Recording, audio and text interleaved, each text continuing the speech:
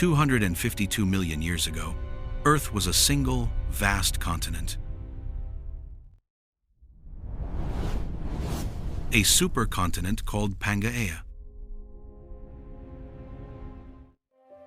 Its ecosystems were ruled not by dinosaurs, but by our own distant relatives.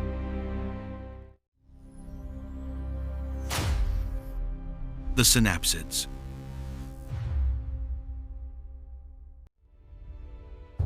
But then, a crack began to form deep within the planet's crust.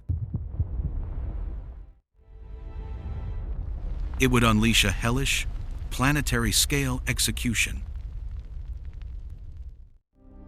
The Great Dying, an event so severe it would wipe out 95% of all life in the oceans. And nearly 70% of life on land. Yet, in the midst of this global furnace, an unexpected creature would endure and inherit the entire empty planet. To understand the survivor, we must first understand the world that died. This was the end of the Permian period, an age of ancient stability.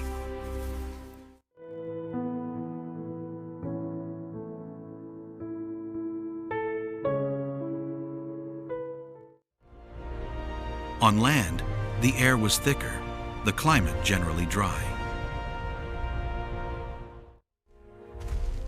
Vast deserts met sprawling forests of tree-like ferns. The undisputed apex predators were creatures like the gorgonopsid. Imagine a predator the size of a bear, but with the speed of a wolf. Armed with enormous, 12-centimeter saber teeth. These were the terrifying kings of Pangaea, the pinnacle of synapsid evolution. But the true gravity of this extinction is written in the water.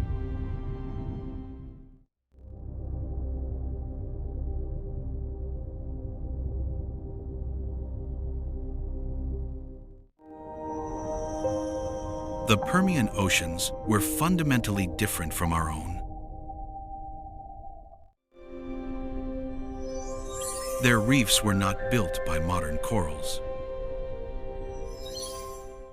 They were intricate, towering cities of glass sponges, stony bryozoans, and ancient rugose corals. Crowded with bizarre animals like the filter-feeding sea lily crinoids. And on the seafloor, the masters of the Paleozoic.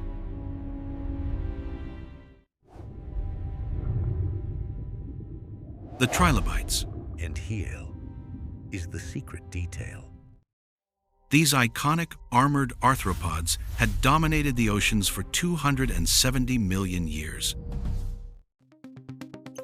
They had survived ice ages and multiple previous, smaller extinctions. The entire ecosystem, from the apex predators on land to the ancient reefs, felt permanent. It was a complex biological machine, perfected over eons. But it was all balanced on a knife's edge. Then, in the land we now call Siberia, the planet's crust tore open. This was not a single volcano.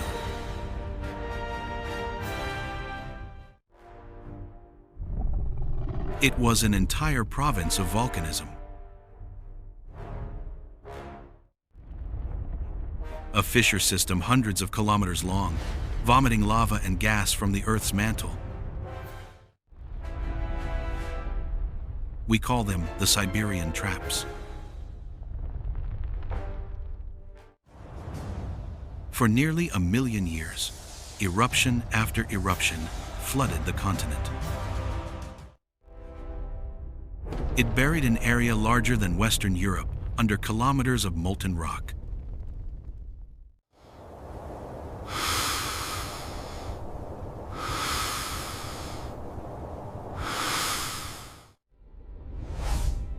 The lava was destructive, but the real killer was invisible.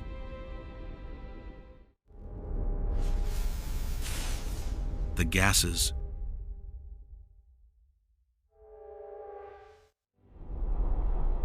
Trillions of tons of carbon dioxide and methane flooded the atmosphere. This was a greenhouse event on an unimaginable scale. Global temperatures, on land and in the sea, began to skyrocket. Scientists estimate the world warmed by a devastating 10 degrees Celsius, perhaps more. This wasn't just climate change. It was a planetary fever that triggered a runaway cascade of death. On land, the heat became unbearable. The complex forests of the Permian withered and died.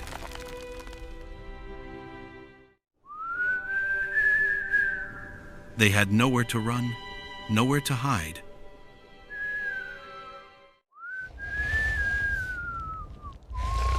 The rivers dried up.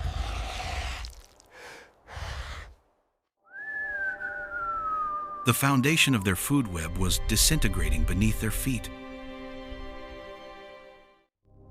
The gorgonopsids and their synapsid cousins, so perfectly adapted, were now trapped in a furnace.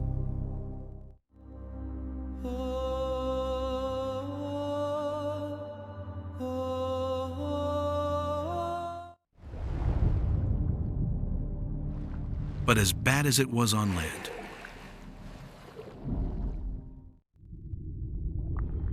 what happened in the oceans was a near total sterilization.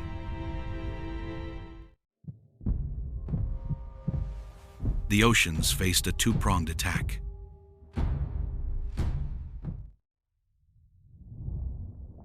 First, acidification. The massive influx of CO2 from the volcanoes was absorbed by the seawater. This formed carbonic acid, turning the oceans corrosive. Those magnificent, ancient reefs built of sponges and corals. They literally dissolved into the acidic water. Any creature with a shell or a calcium-based skeleton was under direct chemical assault. Second, anoxia.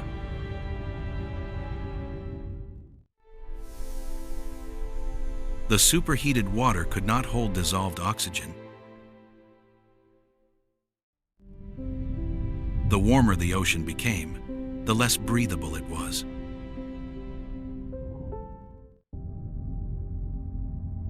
Vast stretches of the seafloor became dead zones.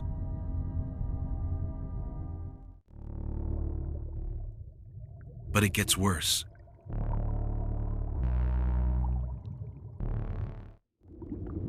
In this hot, stagnant water, a different kind of life flourished.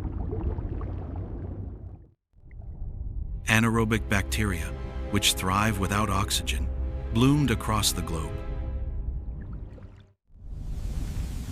These bacteria produced enormous quantities of a deadly poison.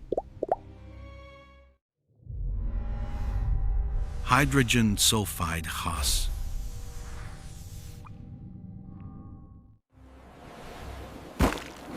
The oceans themselves had turned into a toxic, suffocating soup.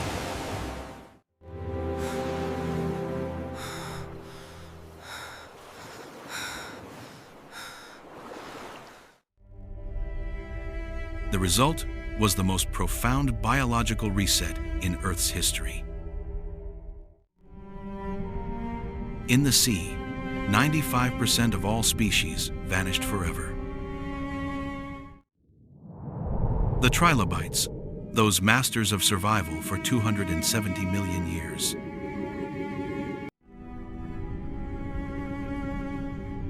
Were gone.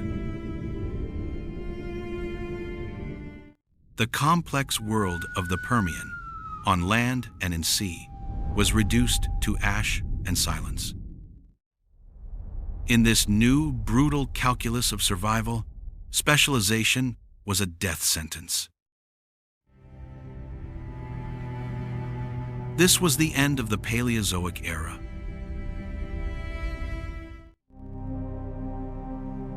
The world was now a vacant, silent ruin. An ash world, choked by a toxic sky and sterile, purple-hued oceans. The great gorgonopsids were gone.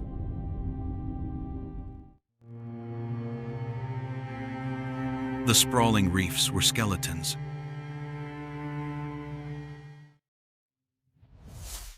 The qualities that made a creature a king in the Permian.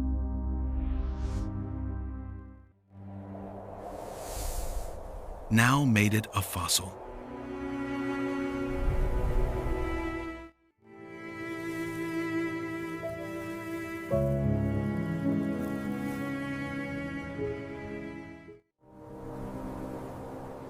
But in the poison dust, something was still moving. A creature that was, by all Permian standards, completely unremarkable.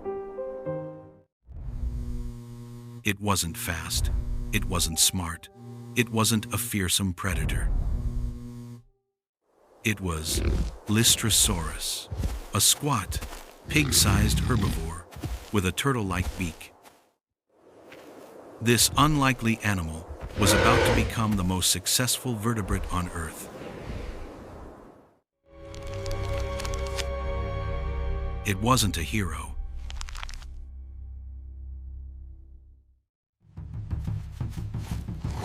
It was a disaster opportunist.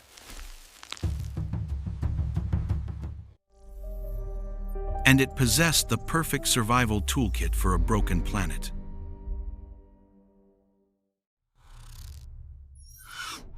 Tool 1, lungs.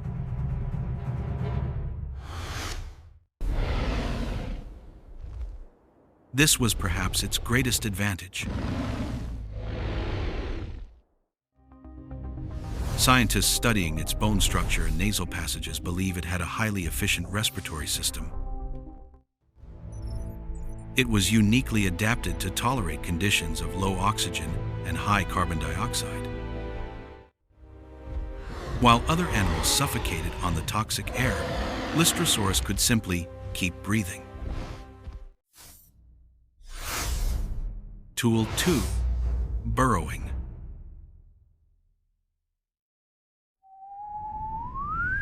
When the surface world became an uninhabitable furnace, Lystrosaurus did something simple. It went underground. Its powerful forelimbs and compact body were built for digging. By retreating into burrows, it escaped the worst of the heat and the poisonous surface gases. It created its own microclimate, a safe haven in a world on fire. It likely survived on the scraps of the old world.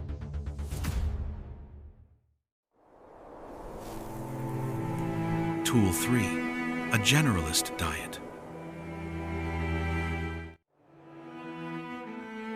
The great predators starved when their prey vanished. The specialist herbivores starved when their specific plants died. Lystrosaurus, with its tough beak, wasn't picky. Like nutrient-rich roots, tough, dying ferns, and even semi-aquatic plants.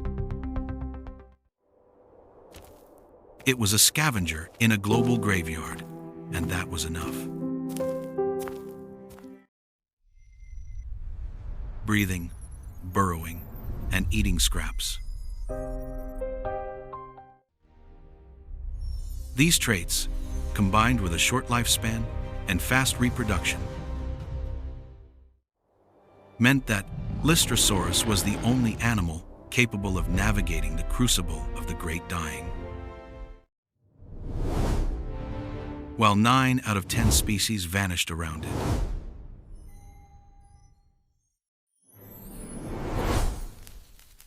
This humble creature held on.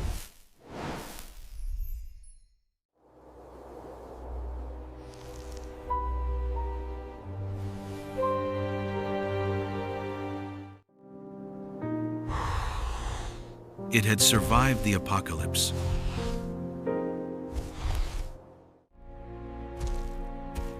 Now, it would inherit the earth.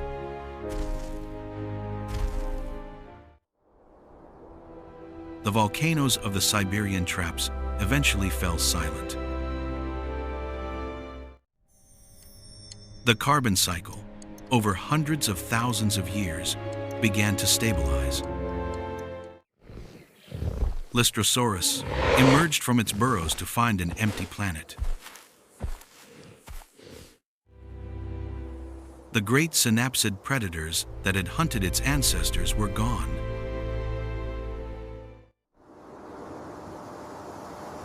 The complex plant communities were gone. For this one humble creature, the world was a blank slate.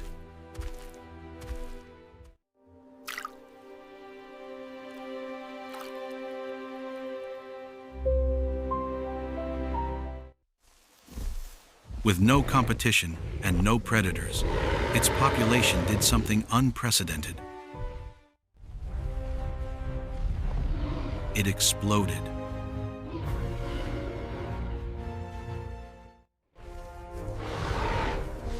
In the barren landscapes of the early Triassic, Lystrosaurus became the single most common vertebrate on Earth. Fossil data suggests that in some regions, 9 out of every 10 land animals was a Lystrosaurus. Among them were the archosaurs, the ancestors of crocodiles, pterosaurs, and other, smaller survivors were given their chance.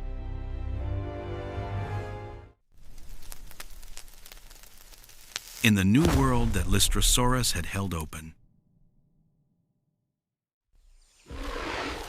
it ended the 100 million year reign of the synapsids. The Great Dying had wiped the slate clean.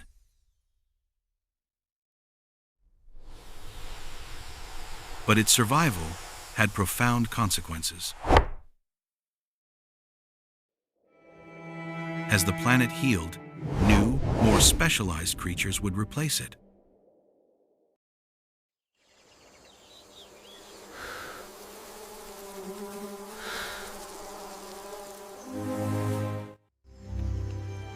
Lystrosaurus itself was an evolutionary dead end.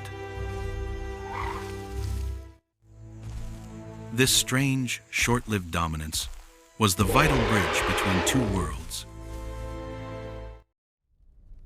It was a monotonous, broken world, ruled by a disaster opportunist.